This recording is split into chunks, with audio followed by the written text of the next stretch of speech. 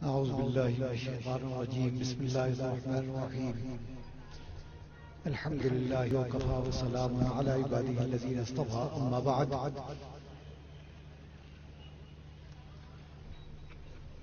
حضرات علماء کرام اور طلباء عزیز، وقت کافی ہو چکا اور آپ حضرات کو بھی یہاں بیٹھے ہوئے بہت طویل وقت گزر گیا، اس لیے وقت کی قلت کو مد نظر رکھتے ہوئے کچھ کہنے سننے کا موقع نہیں ہے. صرف تعمیل حکم کے طور پر میں حاضر ہو گیا اور ایک دو باتیں عرض کروں گا. سب سے پہلے میں مدرسے کے ذمہ داران اور ان کے منتظمین کو تہ دل سے مبارکباد پیش کرتا ہوں کہ جن کی محنت اور جن کی کاوش ہو، جن کی جدوجہد سے اللہ تعالیٰ نے ایک بہت مختصر وقت کے اندر قرآن کریم کی ایک عظیم ترین خدمت ان سے لی. یہ ظاہر ہے کہ من جانب اللہ مقبولیت اور قبولیت کی دلیل ہے. آپ حضرات یہاں پر تشریف لائے، ظاہر ہے کہ کسی مقصد کے تحت تشریف لائے کہ آپ کو معلوم ہوا کہ مدرسہ تدریس الاسلام میں ایک جلسہ منعقد کیا جا رہا ہے جس میں بہت سے اہل علم حاضر ہو رہے ہیں. تو آپ کے دل و دماغ میں، آپ کے قلوب میں، آپ کے اذہان میں وہ دین کی طرف تھی جو آپ کو یہاں کھینچ کر لائی اور آپ کو یہاں بیٹھنے پر مجبور کیا. تو ظاہر ہے کہ کوئی مقصد انسان کو کسی تحریک پر، کسی داعیے کے لیے وہ ابھارتا ہے. اگر قلب کے اندر داعیہ نہ ہو، تحریک پیدا نہ ہو تو کوئی بھی کام نہیں ہو سکتا. اصل چیز مقصدیت ہے کہ وہ مقصد تھا کہ جو آپ کو لے کر آئے یہاں پر، اور وہ مقصد کیا تھا کہ آپ علماء کے بیانات کو سنیں. الحمدللہ آپ نے سنا اور اس پر عمل کرنے کا داعیہ آپ کے قلب کے اندر پیدا ہو. قرآن کریم کی مکمل ترین خدمت اور اس کی اہمیت کو بیان کرنے کے لیے میں ایک مختصر سی بات آپ کو بتاتا ہوں کہ حضرت مولانا محمد علی لاہوری جو بہت ہی معروف اور مشہور مفسر قرآن گزرے ہیں اور اللہ تعالیٰ نے ان کو علم کے اندر گہرائی اور گہرائی اور ترک اور بڑی فضیلتیں اللہ نے عطا کی. مفسر قرآن کی حیثیت سے ان کا شہرہ پورے ہندوستان کے اندر، متحدہ ہندوستان کے اندر. ان سے نہ صرف یہ کہ قرآن کریم کی تفسیر پر ان کی بہت گہری نظر تھی، بلکہ احادیث کے ذخیرے پر اور نبی کریم علیہ الصلوۃ والسلام کی سیرت طیبہ پر بہت مبسوط مطالعہ ان کا، بہت گہرائی کے ساتھ مطالعہ تھا. ان سے کسی نے، کسی حقیقت مند نے سوال کیا کہ حضرت اللہ نے آپ کو علم کے اندر گہرائی دی اور خاص طور پر تفسیر قرآن کے بیان پر جو قدرت آپ کو اللہ نے عطا کی ہے وہ ظاہر ہے کہ وہ صرف اللہ کی عطا ہے اور اللہ نے وہ مقبولیت بھی عطا کی. اس کے علاوہ حدیث پر، سیرت پر اگر آپ سے کوئی یہ سوال کرے کہ پورے قرآن کریم کا خلاصہ مختصر ترین الفاظ کے اندر بیان کر دیں یا یہ سمجھیں کہ وہ مدارس جو قرآن کریم کی خدمت انجام دے رہے ہیں ان کی مقصدیت پر روشنی پڑ جائے، ایسی بھرپور روشنی کہ جس سے کہ طلباء کا مستقبل وابستہ ہے اور وہ مستقبل کو پورے کو احاطہ بھی کر سکے، ایسا کوئی بیان. ایسے ہی ذخیرے احادیث کہ نبی کریم علیہ السلام کے اقوال اعمال افعال پر کا خلاصہ اور آپ کی سیرت طیبہ کا احاطہ کرنے والی کوئی بات ایسی اگر آپ بیان کریں تو آپ کو کتنا وقت لگے. حضرت مولانا نے بڑی عجیب و غریب بات بتائی. حضرت نے فرمایا کہ اگر میں ٹرین میں سوار ہو رہا ہوں اور میرا ایک پیر ٹرین میں ہے اور دوسرا پیر پلیٹ فارم پر ہے تو اس سے پہلے کہ وہ پیر جو پلیٹ فارم پر ہے وہ ٹرین میں پہنچ جائے میں ساری چیزوں کا خلاصہ بیان کر سکتا ہوں. اور وہ خلاصہ کیا ہے؟ وہ خلاصہ یہ ہے کہ پورے قرآن کریم کی تعلیمات نبی کریم علیہ السلام کے اعمال اقوال آپ کی سیرت طیبہ اس کا خلاصہ جو ہے وہ یہ 3 لفظوں میں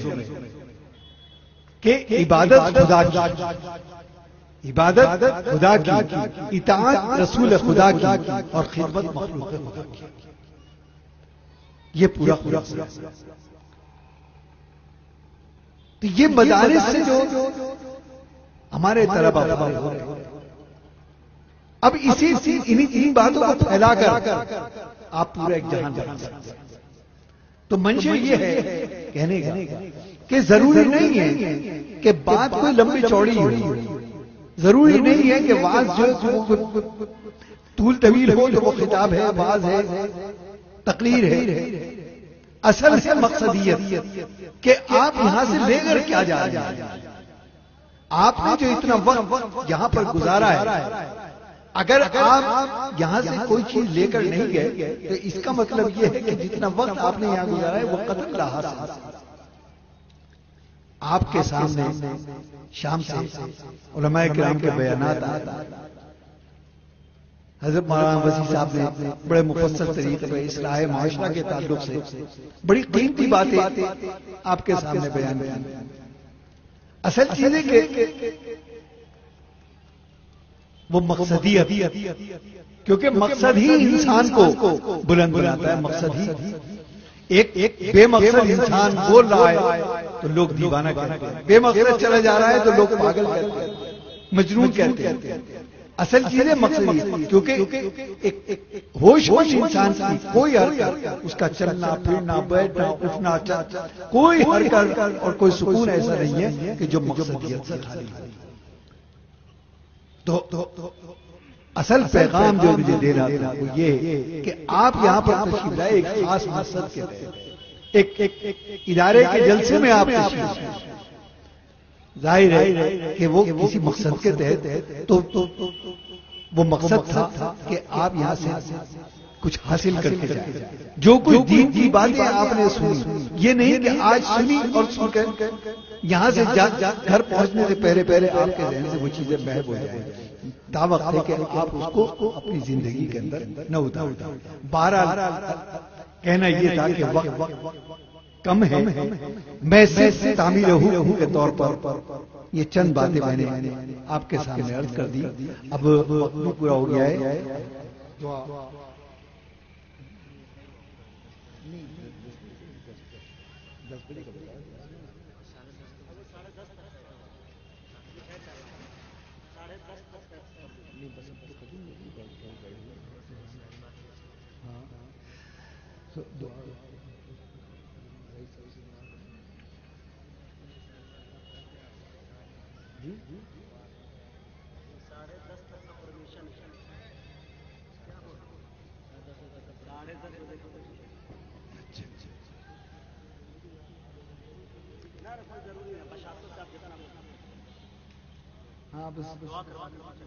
چلیے اب 12 وقت بھی پورا ہو گیا ہے تو اس لیے دعا کیجیے کہ اللہ تعالیٰ ان مدارس کے فیض کو، علماء کے فیض کو اسی طرح سے جاری و ساری رکھے، ان کی حفاظت فرمائے، شعور سے، فکر سے، حاصلین سے ان کی حفاظت فرمائے. انہی چند باتوں پر میں اپنی بات ختم کرتا ہوں. وآخر دعوانا الحمدللہ رب العالمین. بسم الله الرحمن الرحيم اللهم صل على سيدنا محمد وعلى آل سيدنا محمد وعلى آله وأزواجه وأصحابه أجمعين اللهم صل على سيدنا محمد وعلى آل سيدنا محمد وعلى آله وأزواجه وأصحابه أجمعين اللهم صل على سيدنا محمد وعلى آل سيدنا محمد وعلى آله وأزواجه وأصحابه أجمعين ربنا آتنا في الدنيا حسنة وفي الآخرة حسنة وقنا عذاب النار ربنا لا تؤاخذنا إن نسينا أو أخطأنا ربنا ولا تحمل علينا إصرا كما حملته على الذين من قبلنا ربنا ولا تحملنا ما لا طاقة لنا به واعف عنا واغفر لنا وارحمنا أنت مولانا فانصرنا على القوم الكافرين ربنا إنك جامع الناس ليوم لا ريب فيه إن الله لا يخلف الميعاد اللهم اهدنا فيمن هديت وعافنا فيمن عافيت وتولنا فيمن توليت وقنا شر ما قضيت إنك تقضي ولا يقضى عليك ولا يحكم عليك تبارك ربنا وتعالى نستغفرك ونتوب إليك اللهم قنا عذابك يوم تبعث عبادك اللهم نجنا من الفتن ما زار منها وما بطن اے اللہ ہمارے حال پر رحم فرما اے اللہ اپنا کرم فرما اے اللہ اپنا فضل فرما اے اللہ ہدایت عطا فرما اے اللہ نور عطا فرما اے اللہ ہمارے ایمان کی جان کی مال کی عزت آبرو کی حفاظت فرما اے اللہ وطن کی حفاظت فرما اے اللہ اپنا رحم فرما اے اللہ اپنا کرم فرما اے اللہ جو ہم میں بیمار ہیں ان کو صحت کاملہ عاجلہ مستمرہ عطا فرما اے اللہ جو ہم میں جا چکے ہیں ان کی مغفرت کاملہ ان کو عطا فرما اے اللہ جوار رحمت میں جگہ عطا فرما اے اللہ ان کے حسنات کو قبول فرما ان کے سیئات کو معاف فرما اے اللہ جو پریشان حال ہیں ان کی پریشانیوں کو دور فرما اے اللہ ہمارے مدارس مساجد کی معاہد کی ہمارے علماء کی طلباء کی اور عامت المسلمین کی حفاظت فرما اے اللہ اس وقت ہم پریشان حال ہیں اے اللہ ہماری پریشانیوں کو دور فرما اے اللہ ہم آزمائش خوب کرائیں اے اللہ بے شک یہ ہمارے اعمال ہیں جو ہم پر لوٹائے جا رہے ہیں اے اللہ یہ ہمارے اعمال ہیں جو ہم پر لوٹائے جا رہے ہیں اے اللہ ہمیں ہدایت عطا فرما صراط مستقیم پر چلنے کی توفیق عطا فرما اے اللہ ان اعمال کی توفیق عطا فرما جو تیرے بارگاہ میں مقبول ہوں اے اللہ ہمیں ہمت اور حوصلہ عطا فرما اے اللہ اپنا رحم فرما ربنا تقبل منا انك انت السميع العليم ربنا تقبل منا انك انت السميع العليم ربنا تقبل منا انك انت السميع العليم سبحان ربك رب العزة عما يصفون وسلام على المرسلين والحمد لله رب العالمين برحمتك يا